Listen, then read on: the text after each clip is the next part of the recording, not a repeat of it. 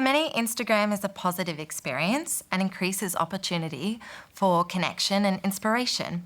Why do you think there are more studies against social media than highlighting the benefits of it? Jocelyn. Oh, the research question is a tricky one. So when we talk about the risks and benefits or the correlation data sometimes showing that using things like Instagram correlate with poor mental health outcomes, they are correlations and they're not causative. So part of what drives, I guess, sometimes research is a whole nother question. One of the responses to this would be to get people and researchers to actually pre-register what they're looking for. So we can't have researchers kind of cherry picking bits of data.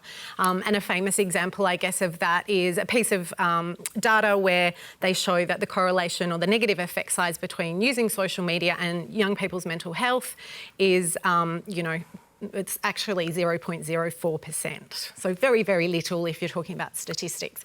If we compared listening to music with kids' mental health, there's actually a bigger negative effect size there, but we're not talking about listening to music and having these sorts of negative impacts. So there's lots of tricky things and nerdy stat stuff that we could talk about in terms of that. Instagram is obviously a really visual platform, and so there's lots of, digital diet stuff happening there in terms of the values and attitudes to things like body image and Is it harder to be anonymous on Instagram than it is on other platforms? No, not really. You can, you might not have a little egg and on Twitter. You might, put some sort of inspo kind of picture or call yourself something different, but it doesn't make it any harder. So Jack and Matt, we've heard a lot about the negative side of all of this.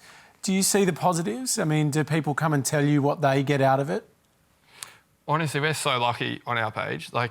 Our experiences are 99% positive, always. Yeah. We get a lot of nice messages. So many messages a day, of mums to kids that are dealing with huge mental health problems that open up completely to us. It's insane. Just saying we've helped their day or life or they've quit their job because of us, it's actually insane. Yeah. It's wild, and we're just like, what? We're just two tradesmen that don't even know what we're doing. Yeah, it's pretty funny. We didn't really set out to do that, and then it's kind of happened, and it's pretty cool. But we can see, we're not blind. We can see the bad that does happen, but for us, we're so lucky, fortunate. And do you think about that with the content that you make, though?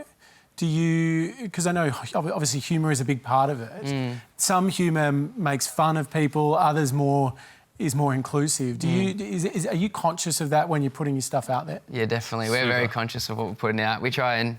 we're pretty, respectful. Yeah. I know, we got brought up well, so we just, I don't know, try and respect people as much as... I'm not sure exactly what's respectful about that. Yeah. When we started, we're so close with our family, and we were kind of at an age where we're old enough to know better, so we never, swore too much or no racism, nothing like that. When you're posting something, you're kind of thinking about your parents watching it, and you're like, oh, they think that's all right. That's scared, eh? Yeah, your aunties and uncles watching it, so you're like, oh, they probably wouldn't like that. Yeah.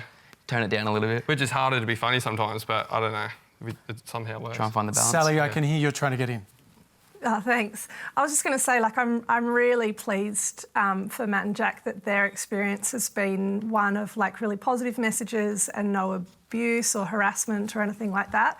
But the reality is that if you're a kid who's LGBTIQ, if you come from a marginalised background, if you speak a language other than English at home, if you're poor, any of these sort of marginalising factors mean that you are more likely to receive bullying and nasty messages on social media. And just to reiterate my last point, it doesn't have to be from strangers that require a criminalisation process and legislation in Parliament. I think if we're trying to go to the government to answer our problems for people receiving abuse online, we're going to miss the mark. This is about, I think, educating people to be kinder to each other and helping to explain, particularly to young people, the impact that they can have when they're hidden behind keyboards and feeling a little braver than they might when they're speaking to someone's face. But Sally, all of these platforms say they have policies in place that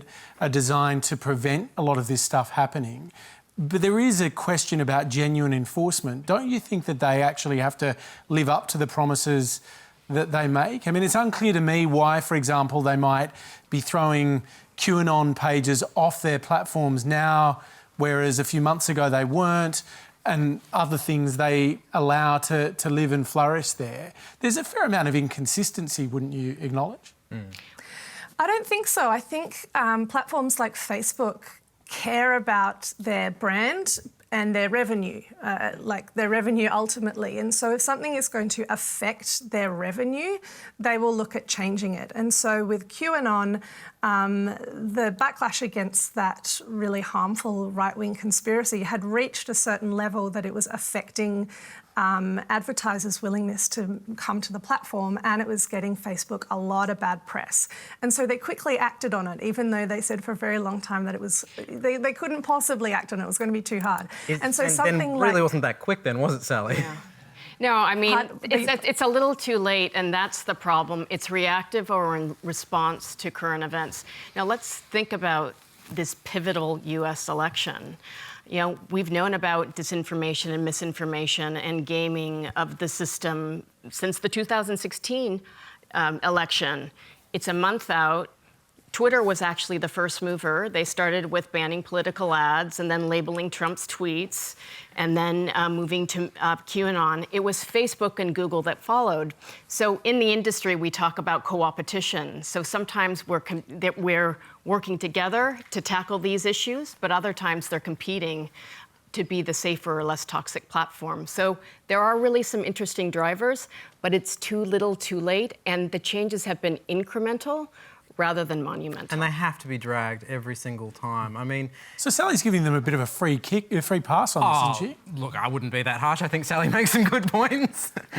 Sally, do you care for a right of reply on that one before I weigh in?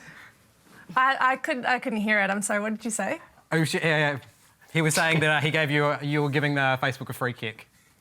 Oh, absolutely not. The thing with Facebook, though, is you can read the terms of conditions of Facebook and you can opt out of it. And so, like, I love Facebook. I think it's really fun, and I'm far less worried about the overreach and surveillance and manipulation of Facebook than I am of the overreach and surveillance of our government and the police.